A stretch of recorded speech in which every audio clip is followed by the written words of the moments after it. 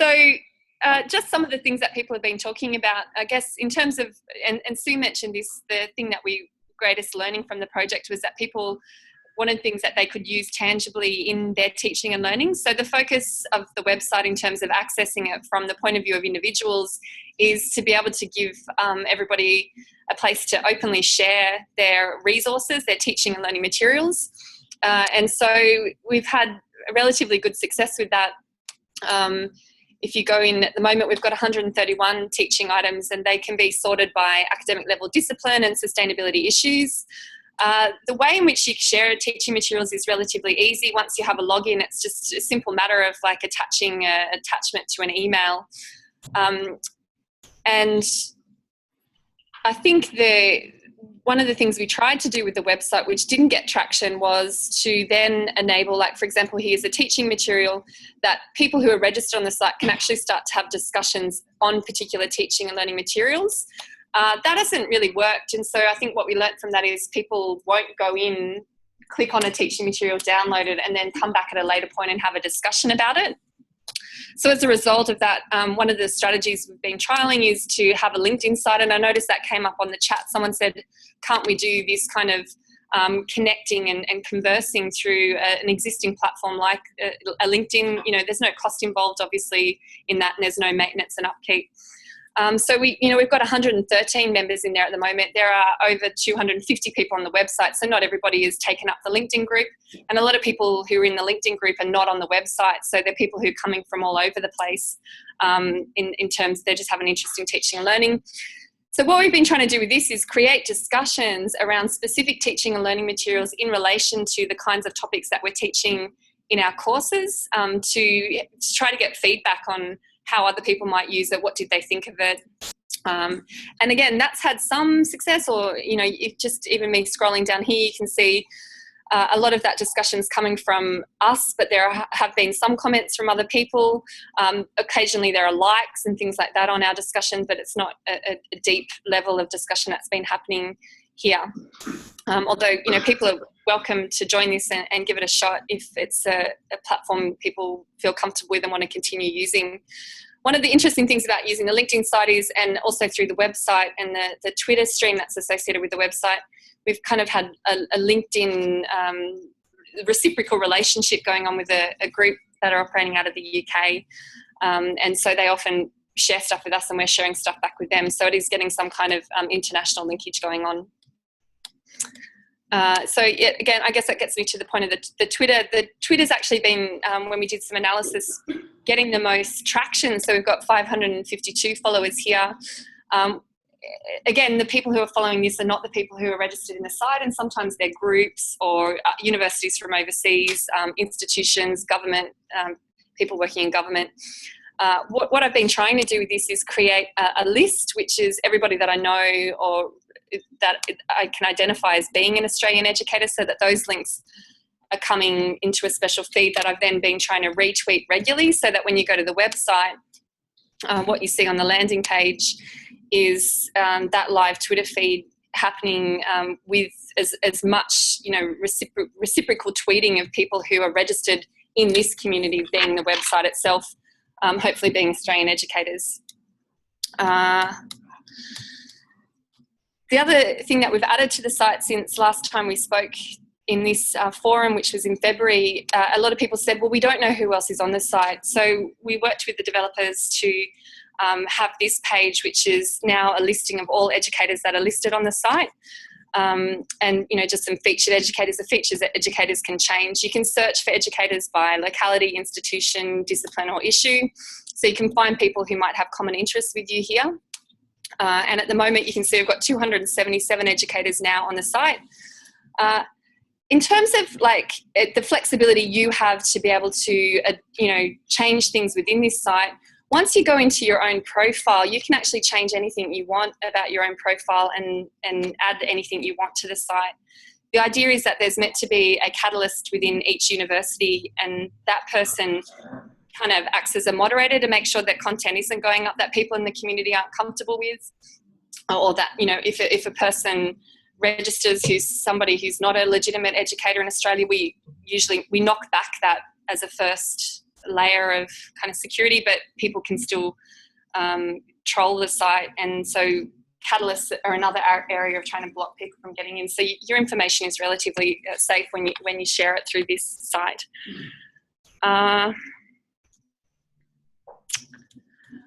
don't know. I mean, is there anything else, Colin, in particular that you wanted me to comment on in relation to the discussion so far? I think a lot of the other features of the website we've talked about previously with people who in this network. I think one of the things that immediately jumps out at me, Melissa, is that some of the stuff we're doing, particularly in the discipline-related area, could be the stuff that could happen through the LinkedIn site. So maybe it's worth thinking about us having some, online discussion, tutorial, Zoomy type sessions around how do you use your website to build that shared interest. One of the things I'm interested in is trying to collect people together around an area with energy and interest and build that, but also have a place for that to go, I suppose. And maybe there's a possibility for this to be used to some extent in that way. I mean, what's your sense of that? Because I haven't used that yet. LinkedIn is a good way of getting conversations started, because anybody who becomes a member of this group, they'll receive an update of the discussions that are happening in here. So if they want to take part in the discussions, you get an email sent to you which is telling you what the active discussions are. So it kind of has a direct draw in. The disadvantage of using LinkedIn, of course, is that anybody in the LinkedIn community, which I don't even know how many people are in there, but it's bigger than us, can see your discussion and they can come into your discussion as well. So it doesn't have that same sense of closure, I guess, as as what the website was designed to do. The website was designed so that only discussions between registered members of that community could see and be part of those discussions. But then, as I said, we haven't really had a lot of traction with that either, because I don't think, people are visiting there to chat. Excuse me, sorry. Okay, well, maybe we ought to have a little bit of an exploration of that with people who are connected up via this interest. The other question that I've got is around some of the things that we're discussing here in terms of the things that people might, from a sustainability education background, who may want to join together in, network around whatever. That's kind of a discussion around what do we want to do and what are we interested in, which I don't think currently fits that well in the Learning and Teaching Sustainability website. Is that right? I mean, I'm just trying to get an idea about how what's happening in this project might connect up with what's happening in the website. So obviously 2 communities and 2 networks in a sense. I'm not sure how to handle that question, Colin. I guess that's part of what we've tried to do with the website, is take feedback from people and try our best to adapt what the website can do to enable that kind of development. But the kind of discussions that we've been having here through the network in terms of these Zoom meetups and things like that, I don't think you need a website for that, or any kind of platform really. You just need a group of people who are regularly in contact with each other to make it happen. I think the thing is just so for people who are in and out of that conversation to be able to know what's going on and to keep up to some extent, because we're all very busy. Okay, so in terms of keeping up with discussions that are happening, yes, certainly LinkedIn does that really well. Yeah.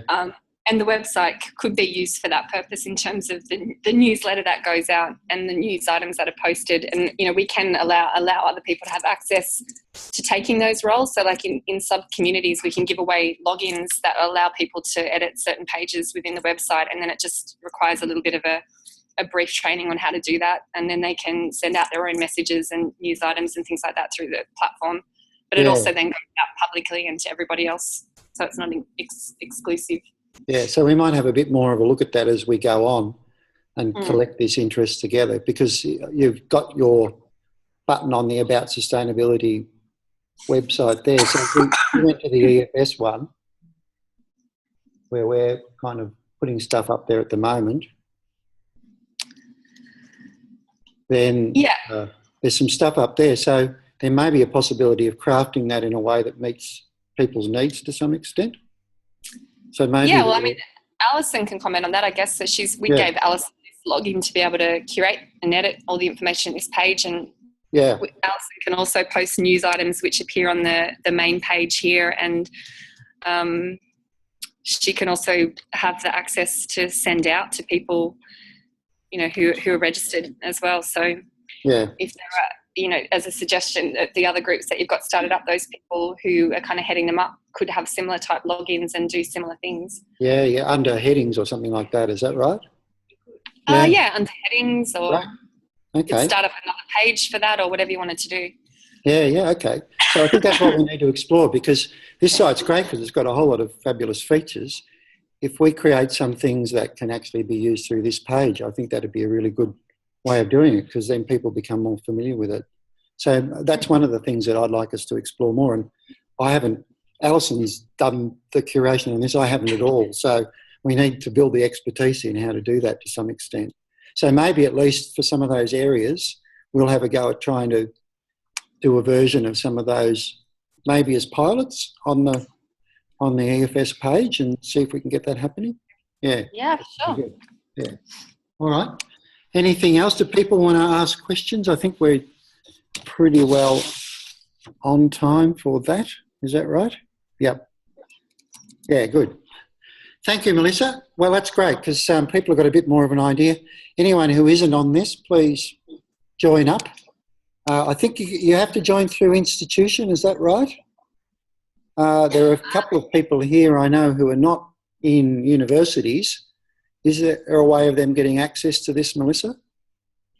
I mean, if they're affiliated with the university, or there are also institutes of TAFE registered on the site.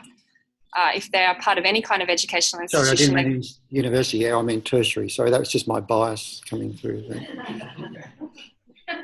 So, yeah, talk with your tertiary institute if you're not in a tertiary institute, and see if we can get it linked, caught up.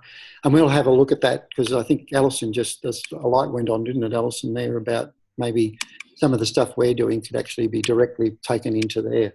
Some of these other things that may not fit so well with this, like the advocacy role and the voice, etc., maybe we can explore that through the existing structure and then see where that goes, where that gets taken.